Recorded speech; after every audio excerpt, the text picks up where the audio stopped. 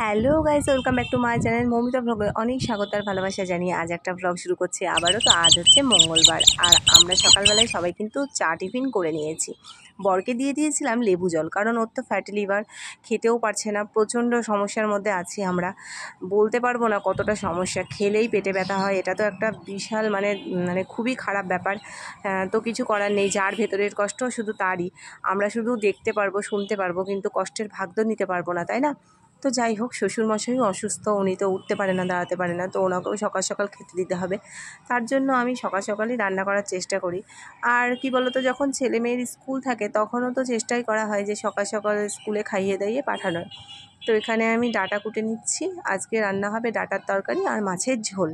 তো মাছের ঝোলটা করবো কী করে, তোমাদের দাদাভাই এখনও বাজারেই যায়নি, তো ওকে বাজারে পাঠাতে পাঠাতে একটু দেরি হয়ে গেল আর কি। আর এদিকে আমি ডাঁটার তরকারিটা করে নেবো, তারপরে মাছের ঝোলের জন্য আলু টালু কেটে মশলা টশলা করে রেডি করে রাখবো। আসলে মাছটা ধুয়ে জাস্ট চাপিয়ে দেবো, তাহলে মাছের ঝোলটা হয়ে যাবে তাড়াতাড়ি। তো আমার এদিকে সবজি কাটা কমপ্লিট হয়ে গেল আর এদিকে আমি চাল ধুয়ে নিয়েছি। তো কি বলো তো, বর যদি পাশে থাকে না, তাহলে জানো তো জীবনে কাউকে প্রয়োজন পড়ে না। আমারও ঠিক তাই। আমি অনেক দুঃখ কষ্ট মানে মনের মধ্যে পেলেও না সেটা সামনে আনতে চায় না, হাসি মুখে সবাই হাসবে, সবাই আনন্দ করবে, এটাই আমার বেশি ভালো লাগে। তো যাই হোক, আমার বর আমার মনের অনেক কথাই বোঝে। আর আমার জীবনে শখ ছিল আমি একটা জীবনে কিছু করব, কিন্তু নিজের তো ক্ষমতাই হচ্ছে না যে কিছু করব। এই মানে বাড়িতে থেকে কোথায় মানে কোথাও যাব সে উপায়ও নেই। ওটা তো সব সময় সম্ভব হবে না যে ছেলে মেয়েকে, ওদেরও পড়াশোনার দায়িত্ব আছে, তারপরে শ্বশুর শাশুড়ির দায়িত্ব আছে। তো সেই ক্ষেত্রে বাড়িতে বসে যদি আমি একটা কাজ করতে পারতাম, ওটাই একটা মানে ভালো হতো। সেই মতো বর আমাকে কিছু বলে না ভিডিও করার জন্য আর কি। তো যাই হোক, তোমাদের দাদা ভাই বাজার করে নিয়ে চলে এসেছিলো, আমি রান্নাবান্না করে নিয়েছি, মাছের ঝোল আর ডাঁটার তরকারি। ছেলেকে আর ওর বাবাকে খেতে দিয়ে দিয়েছি, আর আমরা রান্নাঘরেই খাওয়া দাওয়া করেছিলাম, কারণ আজকে আর উপরে ভাতের হাঁড়ি আনেনি, প্রত্যেক দিনই আনা হয়। তো আজকে মাকে বললাম আমরা নিচেই খেয়ে নিই, তো বাবা ছেলে ওদিকে গল্প করতে করতে খেয়ে নিচ্ছে। তো চলো, ওদের খাওয়া হয়ে গেলে আমি যাব জামা কাপড় কাচাকুচো করতে। তো এই যে ছাদে চলে এসেছি জামা কাপড় কাচতে। তোমরা ভাবছো ছাদে জামা কাপড় কাচছে? হ্যাঁ, আমি ছাদেই জামা কাপড় কাচি। কেন জানো? আমাদের বাথরুমটা প্রচণ্ড ছোট, তো ছোট আর বাথরুমের ভেতর কাচতে না খুব গা ঘিন ঘিন করে। তো বরকে বলেছিলাম যে বাড়ির সামনে দিয়ে তো ড্রেন হয়েছে, তো তুমি একটু যদি পাইপ দিয়ে ওটা সেট করে দাও, তাহলে ছাদে জামা কাপড়গুলো কাচা যাবে।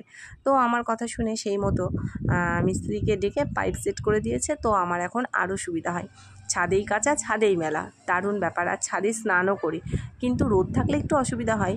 আজকেও হালকা রোদ আর হালকা মেঘলা আছে। আর ছাদটা দেখো কি নোংরা হয়ে গেছে, কারণ ছাদের উপর না সমস্ত ওই গাছের পাতাগুলো পড়েছে। ছাদের পাশে দেখতেই পাচ্ছ কত গাছ, তো ওই গাছের পাতা সব ছাদে পড়েছে। তো আমি একটু ঝাঁটিয়ে নিচ্ছি, নাহলে নালিটা জাম হয়ে যাবে, আর এখানে জল যাওয়ার সময় মানে জামা কাপড়েও লেগে যাবে ওই নোংরাগুলো। তার জন্য ওগুলোকে হাঁটিয়ে তারপরেই আমি কাচতে বসলাম। তো মা আমাকে বকা দিচ্ছে, এই রোদের মধ্যে বসে কাচছো কেন?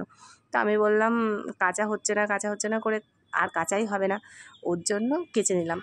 আর এদিকে আমি স্নান করে একবারে চলে আসলাম পুজো দিতে ঠাকুর ঘরে। তো চলো পুজোটা করে নেব, পুজোটা করে নিয়ে দুপুরে আবার আমাকে রান্না করতে হবে, কারণ সকালে 1 কেজি চালের হাঁড়িতে রান্না করেছিলাম। ছোটো যা যেহেতু বাড়ি নেই, তো দুপুরবেলায় আর সকালবেলায় তো সবার হবে না, তার জন্য আমি দুপুরেও অল্প করে ভাত বসিয়ে দেবো আর একটু মুসুরির ডাল করব। শ্বশুরমশাই একটু গলা গলা হলে ভালো হয়, তো উনি মানে গলা খাবার খেলে ওনার ভালো সুবিধা হয়, শক্ত খাবার খেতে পারে না, খাইয়ে দিতে হয় যেহেতু। তো এদিকে পুজো করতে করতে আমি ছেলেকে বলছিলাম যে পুজোটা মাঝে মাঝে বাবু তুইও করে দিস, সব সময় তো মানে আমাদের সম্ভব হয়ে ওঠে না করা। তো ছেলে বলছে আমি পুজো করতে পারি না কি তাই? তো যাই হোক, চলো পুজো করা শেষ। তো পুজো টুজো করে ফাইনালি এসে ঘরে বসলাম। এখন বাজে 1:30। বাবা, দুপুরবেলা দেখো রোদটা মানে ঝিমঝিম ঝিমঝিম করছে। সকাল থেকে হালকা হালকা রোদ ছিল, হালকা না ভালোই রোদ ছিল। আর এই দুদিন যা ভালো মানে আবহাওয়া ছিল কি বলবো, প্রথম দিনটা পুরো শুধু ঝড় আর ঝড়, সারাদিন ঝড়ের মতো হাওয়া দিয়েছে। আর কালকে সারাদিন বৃষ্টি ছিল, আর আজকে সকাল থেকে হালকা রোদ, হালকা মেঘলা, মোট কথা মিষ্টি আবহাওয়া। তো চলো, আমি আবার রান্না বসিয়েছি দুপুরের, আসছি, আগে রান্নাটা সেরে নিয়ে তারপরে আসছি। তো দুপুরে রান্না আমার কমপ্লিট, ভাত আর ডাল করেছিলাম, খাবার নিয়ে চলে এসেছি উপরে, ছেলে মেয়েকে খাওয়ানো হয়ে গেছে। আর আমি নিজে দাঁড়িয়ে দাঁড়িয়েই খেয়ে নিচ্ছি, কারণ জায়গাটা প্রচণ্ড নোংরা হয়ে গেছে। এটাকেও খেয়ে দিয়ে নিয়ে না ওগুলোকে সব পরিষ্কার করব। আর তারপরে একটু মানে ঘুমোতে যাব। ঘুমোতে ঠিক না, মেয়েকে ঘুম পাড়াবো, তো আমার অটোমেটিক ঘুম পেয়ে যায়। হয়তো 10-15 মিনিট ঘুম হবে, বেশি ঘুম হবে না, কারণ ওটাই আমার অভ্যাস, একটা বাজে স্বভাব বলতে পারো। 15-20 মিনিট মতো ঘুম হয়েছে, ঘুম হয়নি। তো কাপড় জামা আছে এত সব, আর রোদও ভালোই আছে, তো ভাবলাম জামা কাপড়গুলো গুছিয়ে নিই। তো চলো জামা কাপড়গুলো একটা একটা করে, বাবা এগুলো ভেজা, এগুলো পরে স্নান করেছে তো, আর আমি যেগুলো কেচেছিলাম সেগুলো সব শুকিয়ে গেছে। তো জামা কাপড় তুলে এবার ঘরে গিয়ে এগুলো ভাঁজ করব। টুকটাক সমস্ত কাজ কমপ্লিট, আর আজকে জামা কাপড় অনেকগুলো হয়ে গেছিলো। তো চলো জামা কাপড়গুলো আগে নিয়ে নিই। তো যেটা বলছিলাম, বর পাশে থাকলে কিন্তু সব বিপদ আপদ সব কিছু পার করে দেওয়া যায়, আর কাউকে চায়ও না। তো বর আমাকে সাপোর্ট দিয়েছে, এই ভিডিও করি তার জন্য বকা শুনতে হয় না। অনেকের হয়তো বকা শুনতে হয়, সারাদিন ভিডিও করছো। তো আমাকে বলে যে টাইম মতো কাজও করো, ভিডিও করো, কিন্তু সবসময় এটা নিয়েই থেকো না, চেষ্টা করো, হলে হবে না হলে না হবে, তার জন্য কোনো মন খারাপ করতে হবে না। তো চলো জামা কাপড়গুলো ভাঁজ করে নিই আগে। তো ফাইনালি আমার কাজ টাজ কমপ্লিট হলো, আর এসে বসলাম বিছানায়। অনেক শান্তি, কাজগুলো পুরো গোছানোর পরে মনটা পুরো ফ্রেশ হয়ে যায়।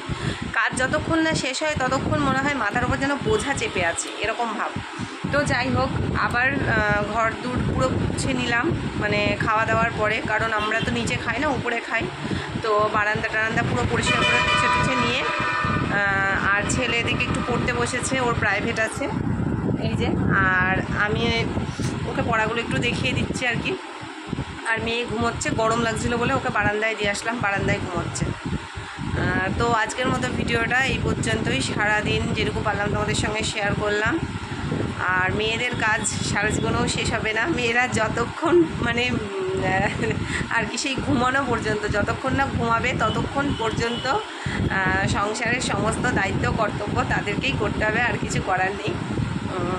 আর হাসি মুখে করতে পারলে খুবই ভালো, কারণ হচ্ছে তাহলে মনের ভেতরে না একটা অদ্ভুত শান্তি থাকে, মনে জোর থাকে, আর তার জন্য শরীরও ভালো থাকে। আর যদি মন থেকে কাজে মানে কাজ করতে না চাই, তাহলে মনের ভেতরে একটা দুর্বলতা তৈরি হয়, তাতে কি হয়, শরীরে এনার্জি পাওয়া যায় না। এটা আমি ভালো করেই বুঝি, কিন্তু মানে 2-3 দিন আগে আমার একটু শরীরটা খারাপই লাগছিল। তো এখন যাই হোক ঠিক আছে। তো তোমরাও ভালো থেকো, সুস্থ থেকো, আর নতুন ভিডিও দেখার জন্য অবশ্যই একটু কমেন্ট শেয়ার করো, আর যদি ভিডিওটা ভালো লাগে লাইক শেয়ার কমেন্ট করে দিও। তো চলো, আর চ্যানেলটাকে অবশ্যই সাবস্ক্রাইব করে দিও। তো নতুন ভিডিও নিয়ে আসছি কাল আবার, টাটা।